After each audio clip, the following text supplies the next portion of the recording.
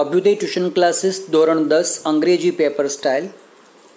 અંગ્રેજીની અંદર આપણને 3 કલાક અંગ્રેજી દ્વિતીય ભાષા છે. ખાસ યાદ રાખશું વિદ્યાર્થી મિત્રો, પ્રથમ એટલે કે ફર્સ્ટ લેંગ્વેજ નથી, સેકન્ડ લેંગ્વેજ છે.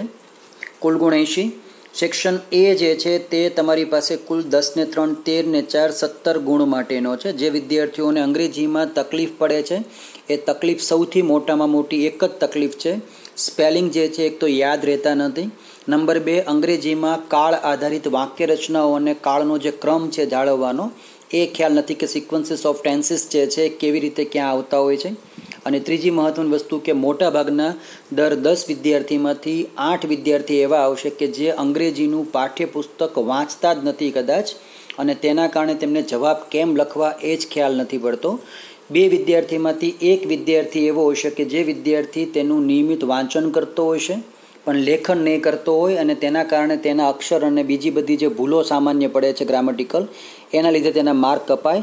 નો ડાઉટ કે માર્ક એના 80 માર્કમાંથી 50+ આવી જાય, 50-60ની રેન્જમાં આવે, પણ એ માર્ક પછી પરીક્ષાની દૃષ્ટિએ પાસ થવા પૂરતા જ રહેવાના છે, આગળ ઉપર કોઈ કામમાં નથી આવવાના. અને એક વિદ્યાર્થી એવો હશે કે તે પોતે પાઠ્યપુસ્તકનું નિયમિત વાંચન કરતી હશે, લેખન પણ કરતો હશે કે કરતી હશે, અને ઉપરાંત ગ્રામેટિકલમાં તેની ભૂલ જે છે એ બહુ એટલે બહુ ઓછી પડતી હશે. તેના કારણે તેને અંગ્રેજીની અંદર 70+ માર્ક આવી શકે છે.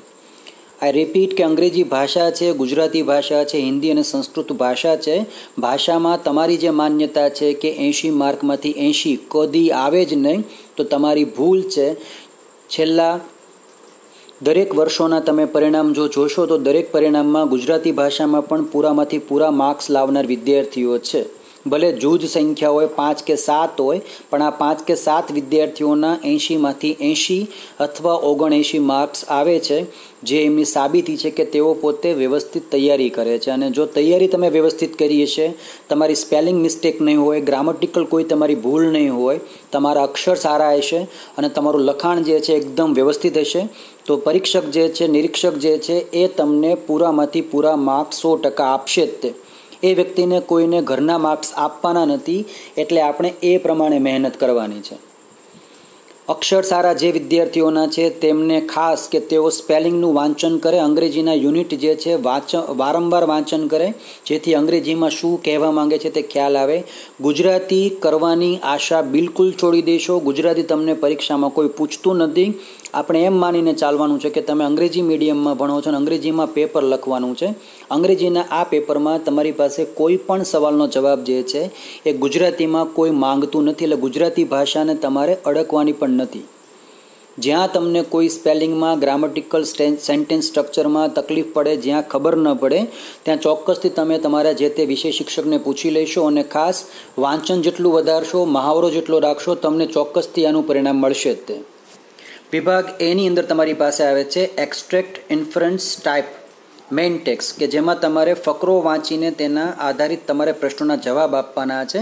5 ફકરા આપશે, જેમાં દરેકમાં 2-2 પ્રશ્નો હશે, તમારે ફકરો વાંચીને જવાબ આપવાના છે. આમાં સૌથી મોટામાં મોટી ભૂલ એ થાય છે કે વ્યાકરણનો મુદ્દો ધ્યાનમાં ખાસ રાખવાનો છે. મોટાભાગના વિદ્યાર્થીઓને કવિતા આધારિત પ્રશ્નો આવે તો તેના જવાબ લખતા હજી પણ નથી આવડતા. બીજી વસ્તુ, શિક્ષકો પણ એવું કદાચ ક્યારેક તમને શીખવી દે કે ફકરામાંથી જે તે લાઈન બેઠી છાપી મારવાની. છાપી મારશો, શાળા કક્ષાએ કદાચ તમારા પૂરામાંથી પૂરા માર્ક્સ આવશે, આપી પણ દેશે. પરીક્ષક જે છે બોર્ડની દૃષ્ટિએ જો પેપર જોવા જશે તો એ વ્યક્તિને ખ્યાલ છે કે આ વસ્તુ વ્યાકરણની દૃષ્ટિએ ખોટી છે, અને જે તમને કીધી નથી તમારા જે તે શિક્ષકે, તમને માત્ર ચડાવી દીધા છે, તો તેના લીધે તમારે ભોગવવું પડશે. એટલે દરેક ફકરાના પ્રશ્નોના જવાબ તમારે વ્યવસ્થિત લખતા શીખવાના છે, તેમાં કોઈ પ્રકારની વ્યાકરણીય ભૂલ હોવી ન જોઈએ. બીજું છે short note questions based. Main text પ્રોઝમાંથી તમને પૂછશે, 3 માર્કની ટૂંકનોંધ આવશે, 2 ટૂંકનોંધ આપશે, જેમાં તમને મુદ્દા આપી દીધા છે. તો શોર્ટ નોટ તમે લોકો અત્યારે જેટલા પાઠ જોયા છે, 1 થી 6 પાઠ, 1 થી 6 પાઠમાં તમને શોર્ટ નોટ પૂછે. જેમ કે તમારું પહેલું જે યુનિટ છે તાજનગર રેલવે સ્ટેશન, તો તેમને તેના આધારિત શોર્ટ નોટ પૂછે કે તમે તેના વિશે લખો. અથવા મિસ મેનિલ છે, અથવા કચ્છ દેવ્યાની છે, અથવા આઈ લવ યુ ટીચરના પાઠમાંથી પૂછે, અથવા તો મધર વન્ડરફુલ ક્રિએશન છે, રામસી 070 રોબોટની શોર્ટ નોટ છે. તો આ શોર્ટ નોટ જે છે એ તમે વારંવાર વાંચશો તો તમને ખ્યાલ આવશે કે તેમાં તમારે શું લખવાનું છે. સૌથી વિશેષ સ્પેલિંગ અને તેની વાક્ય રચના છે જો ભૂલી જવાય છે તો માર્ક્સ તમારા કપાઈ જશે. નંબર 3 તમારી પાસે આવે છે content base true false questions MT pros. તો આમાં તમને કદાચ જે તમારી પાસે પૂરક વાંચનની પુસ્તિકા છે બ્લેક બક અથવા તો પછી ડોલ્ફિન, તો તેમાંથી પણ પ્રશ્નો પૂછી શકે છે. તમારી પાસે જે પાઠ્યપુસ્તક છે તે પાઠ્યપુસ્તકમાં તમારે જે વિભાગમાં ટ્રુ ફોલ્સ બેઝ ક્વેશ્ચન્સ આવે છે એ તમને પૂછી શકે છે 4 ગુણ માટેના. સેક્શન બી તમારી પાસે છે જેમાં રીડિંગ કોમ્પ્રિહેન્શન છે. ફકરો વાંચીને તમારે જવાબ આપવાના છે. તો અહીંયા કવિતા આધારિત પ્રશ્નો છે 3 માર્ક માટેના. આમાં 3માંથી 3 માર્ક લાવવા અઘરા એટલા માટે પડે છે કારણ કે આપણને કવિતાના પ્રશ્નો કેવી રીતે શોધીને લખવા એ શાળા કક્ષાએથી પણ શીખતા નથી અને આપણે પૂછતા નથી. બરોબર છે. એટલે જે વિદ્યાર્થીઓને જ્યાં પણ તકલીફ પડે, તમે જ્યારે કવિતા આધારિત કે પછી પાઠ્યેતર કોઈપણ પ્રકારના પ્રશ્નો લખતા હો, જવાબ શોધતા હો, તમને જ્યાં મૂંઝવણ લાગે ત્યાં તમે ટ્યુશનમાં મારી પાસે પણ શીખી ગયા છો તો મને પણ પૂછી શકાય, અથવા તમે તમારી શાળામાં જે તે શિક્ષકને અચૂક પૂછી લ્યો કે તેનો જવાબ જે છે શું હોઈ શકે. નંબર 5માં તમારી પાસે આવે છે કોમ્પ્રિહેન્શન, જેમાં સપ્લિમેન્ટરી રીડર છે. એમાંથી તમને ફકરો આપીને 5 પ્રશ્નો પૂછે, જેમાં અંતિમ સવાલ તમારી પાસે થોડોક ટ્વિસ્ટેડ હોય તો તમારે તે ગ્લોસરી જે છે, શબ્દાર્થ જે છે એ ખાસ વાંચવાના છે. પછી તમારી પાસે બીજું છે નોન વર્બલ, જેમાં કોમ્પ્રિહેન્શન છે. તમને આ પાઠ્યેતર કોઈપણ પ્રકારનો ફકરો આપે ધોરણ 9માંથી 10, 11, 12 અથવા કોઈપણ એવું લેખ હોય તેમાંથી તમને ફકરો આપી દે. પછી આવે છે રીડિંગ કોમ્પ્રિહેન્શન, જેમાં અનસીન ડાયલોગ કે પછી ઇન્ટરવ્યૂ છે. આ મોટાભાગના તમારા અંગ્રેજીના પાઠ્યપુસ્તકમાં પાછળ જે છે W1 અથવા L1 અથવા G1, આ દરેકની તમારી પાસે જે ત્યાં એક્સરસાઇઝ બધી આપેલી છે અંગ્રેજીના પાઠ્યપુસ્તકની પાછળ, એમાંથી તમારી પાસે આમાંથી મોટાભાગના પ્રશ્નો હોય કે જેમાં ફકરો આપી દે અથવા તો તમે લોકોને ઇન્ટરવ્યૂ સંવાદ આપી દેશે 4 ગુણ માટેનો. એ ખાસ ધ્યાન રાખશું. સેક્શન સી તમારી પાસે છે complete the dialogue, respond to the clues. તમને વિકલ્પો આપ્યા છે MCQS ટાઈપમાં. તમારે ફંક્શન બેઝ છે, આપણે ફંક્શન અગાઉ અંગ્રેજીમાં જોઈ ગયા છીએ, તો તેના આધારિત તમને ત્યાં 3 ફંક્શન્સ આપશે. દરેકના તમારે ત્યાં સાચા વિકલ્પ ત્યાં લખવાના છે. સામે identify the function, match the column, તમને જોડકું આપશે ને તમને સામે ફંક્શન દીધા છે, તમારે ફંક્શનોના મેચ કરવાના છે કયું ફંક્શન છે, 3 ગુણ માટે. Complete the sentence, function base, તમારે વાક્ય પૂરું કરવાનું છે ફંક્શનનો ઉપયોગ કરીને, 3 ગુણ માટે. વોકેબ્યુલરી છે complete the para or blanks main text, તમને પાઠ્યપુસ્તકમાંથી કોઈ ફકરો બેઠો આપી દે ને એમાંથી અમુક શબ્દ કાઢી નાખશે, તો તમારે એટલે આ પાઠ બધા વાંચવા પડશે, 3 ગુણ માટે.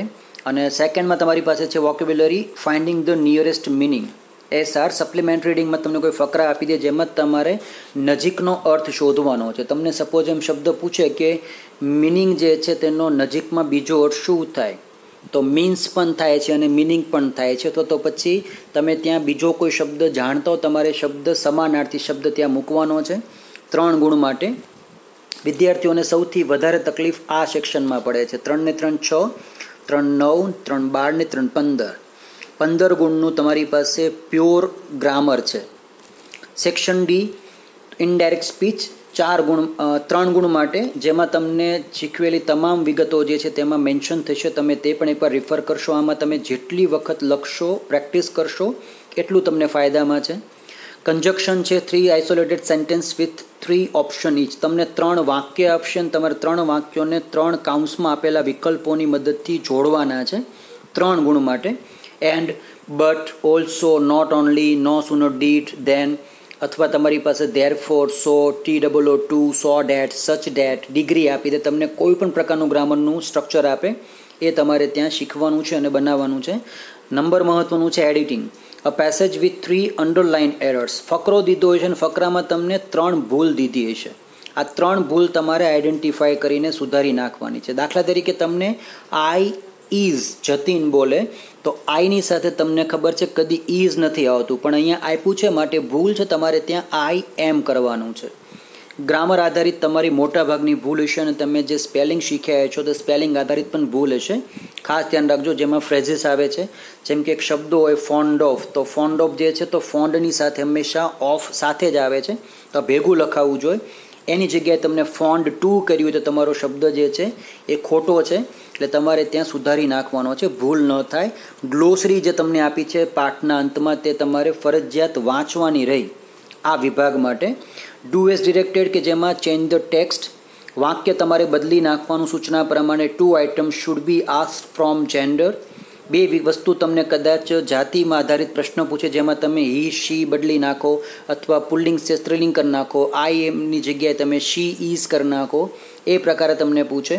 અથવા તમને કાળ પરિવર્તન કે તમને ક્યાં તો નંબર ટેન્સ અથવા તો વોઇસ કહી દે કે જેમાં તમારે નંબર બદલવાના હોય, અથવા કાળ પરિવર્તન કે પછી વોઇસ એક્ટિવ પેસિવ વોઇસ જે છે એ ચેન્જ કરવાનું કે 4 ગુણ માટે.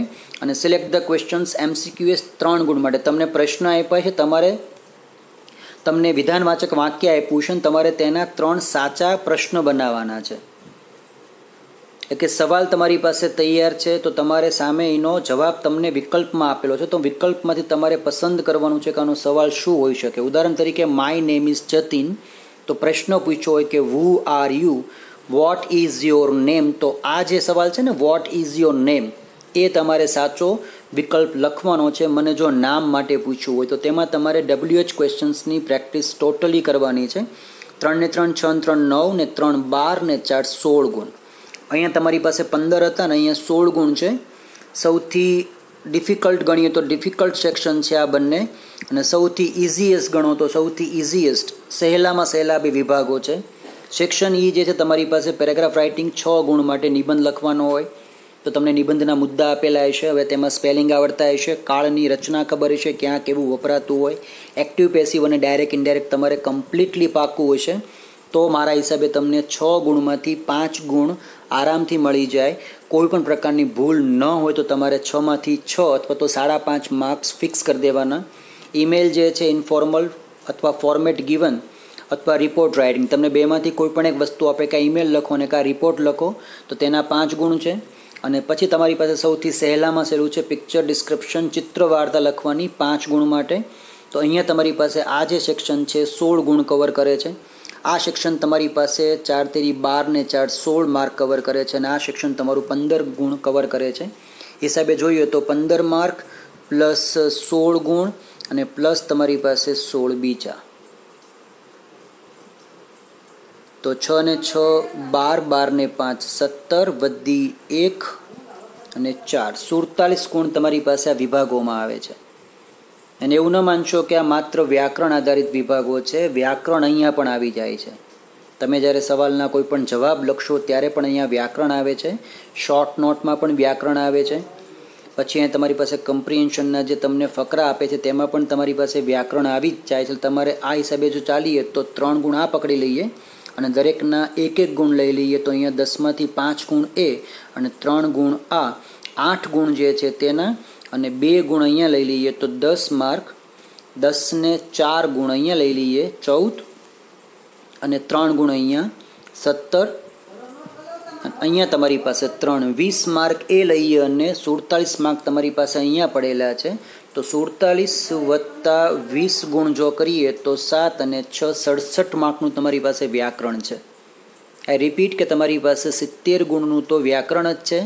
એમ માનીને ચાલીએ કે 80 ગુણમાં તમારે અંગ્રેજીમાં વ્યાકરણ તો દરેક જગ્યાએ આવવાનું છે. તમે સવાલના જવાબ લખો કે કવિતાના પ્રશ્નો લખો, તો વ્યાકરણ તો તમારે દરેકમાં મૂળભૂત જરૂરિયાત છે.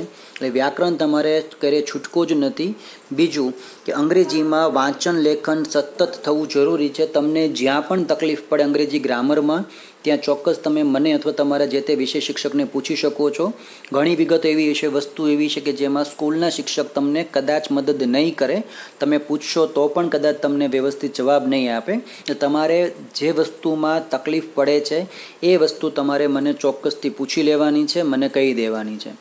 જો તમારો ટાર્ગેટ 80 માર્કમાંથી 70 પ્લસનો રહેતો હોય તો હું એવા તમામ વિદ્યાર્થીઓ કે જે વિદ્યાર્થીઓને A1 ગ્રેડ લેવો છે, 550 પ્લસ કુલ ગુણ 600માંથી લાવવાનો જેમનો ટાર્ગેટ છે, એમની પાછળ મહેનત કરાવવામાં હું પાછી પાની નહીં કરું. તેની સામે તમારે પણ તમારાથી થતી, ન થાય તો પણ ને થાય તો પણ તમારાથી થતી 100%ની મહેનત સામે તમારે 200થી 300% મહેનત કરવાની છે. ત્યારે તમને કે મને 100% પરિણામ મળશે. આજનો આ વિડીયો જે છે વ્યવસ્થિત આખો રિવાઇઝ કરી લઈશું. જ્યાં તમને જે જરૂરી વિગત લાગે તે વિગત તમારે જોઈ લેવાની છે. ઉપરાંત બ્લુ પ્રિન્ટની જો વાત કરીએ તો બ્લુ પ્રિન્ટમાં તમારી પાસે એક્સ્ટ્રેક્ટ જે છે, ફકરામાંથી તમારે જવાબ જે પૂછે છે એ તમને 10 ગુણ માટેના આપવાના છે, જે તમને અગાઉ વાત કરી છે. શોર્ટ નોટ જે તમારી પાસે 3 આવશે 3 ગુણ માટેની. કન્ટેન્ટ બેઝ ટ્રુ ફોલ્સ તમારી પાસે ત્યાં આવે છે 4 ગુણ માટેના. રીડિંગ જે છે કોમ્પ્રિહેન્શનનું 3 માર્કનો ફકરો, કોમ્પ્રિહેન્શન સપ્લિમેન્ટરીમાંથી 5 માર્કના 5 પ્રશ્નો, કોમ્પ્રિહેન્શન નોન વર્બલમાં 4 ગુણના 4 પ્રશ્નો, રીડિંગ કોમ્પ્રિહેન્શન અનસીન ડાયલોગ કે ઇન્ટરવ્યૂ તમને 4 માર્ક માટે, કમ્પ્લીટ ધ ડાયલોગ ક્લુ આપશે તમને 3 ગુણ માટે, આઈડેન્ટિફાય ધ ફંક્શન્સ 3 ગુણ વ્યાકરણમાં આવી જશે, કમ્પ્લીટ ધ સેન્ટેન્સ તમારી પાસે 3 ગુણ માટેના છે, વોકેબ્યુલરી જે છે 3 માર્ક માટે, એની સામે vocabulary finding the nearest meaning 3 ગુણ માટે. એ સિવાય વાત કરીએ તો ઇનડાયરેક્ટ સ્પીચ 3 માર્ક માટેની છે. સાથોસાથ કંજક્શન જે છે તમારી પાસે 3 માર્ક માટેના છે. 3 ગુણ માટે તમારી પાસે એડિટિંગ છે જેમાં ભૂલ હશે. એ સિવાય તમારી પાસે આવે છે ચેન્જ ધ ટેક્સ્ટ, કાળ બદલાવો, જાતિ બદલાવો, વોઇસ એક્ટિવ પેસિવ વોઇસ. 3 ગુણ માટે સિલેક્ટ ધ ક્વેશ્ચન MCQ, તમારે પ્રશ્ન બનાવવાના છે. 5 ગુણ માટે તમારી પાસે આવશે ઈમેલ અથવા તો પછી રિપોર્ટ રાઇટિંગ. 6 ગુણ માટે તમારી પાસે ત્યાં આવે છે પેરેગ્રાફ રાઇટિંગ અને 5 ગુણ તમારી પાસે આવશે ચિત્ર વાર્તા. તો તમારી પાસે જે નોલેજ બેઝ જે છે ખાલી 3 ગુણનું છે. તમારે 3 ગુણ જે તમારે યાદ રાખવાના છે એના આધારિત તમને માત્ર એક જ પ્રશ્ન આપેલો હશે. તમે જેટલું સમજો છો તેના આધારિત તમારી પાસે કુલ 29 માર્કનું ભારણ છે. ખાસ યાદ રાખશું, ટોટલ 29 માર્કનું તમે જેટલું અંગ્રેજીમાંથી સમજ્યા છો એ તમારી પાસે 29 માર્કનું છે. એટલે તમે આરામથી આ વિગતો 2 વિભાગ કરશો, તમે પાસ થઈ જશો. તમારે જેમાં એપ્લિકેશન યુઝ કરવાની, જેમાં તમારે તમારું કૌશલ્ય વાપરવાનું છે તેનું કુલ ભારણ થાય છે 22 ગુણનું. અને જેમાં તમારી પાસે હાયર ઓર્ડર થિંકિંગ સ્કિલ જે છે HOTS ક્વેશ્ચન એ તમારી પાસે 20 ને 6 26 ગુણના છે. 26 ગુણનું કદાચ તમારી પાસે ગણીએ તો થોડુંક ટફ પડે. 22 માર્કનું મધ્યમ છે, 29 માર્કનું સમજણ આધારિત છે અને 3 ગુણનું તમારી ઉપર તમારી જે યાદશક્તિ છે તેના આધારિત તમારે પૂર્ણ કરવાનું છે. આ સાથેનો વિડીયો એકવાર ફરીથી રિવાઇઝ કરી લઈશું અને વ્યવસ્થિત જોઈ જશું. જ્યાં પણ તકલીફ જણાય તે ચોક્કસથી મને વોટ્સએપ કે કોમેન્ટ કરી દઈશું.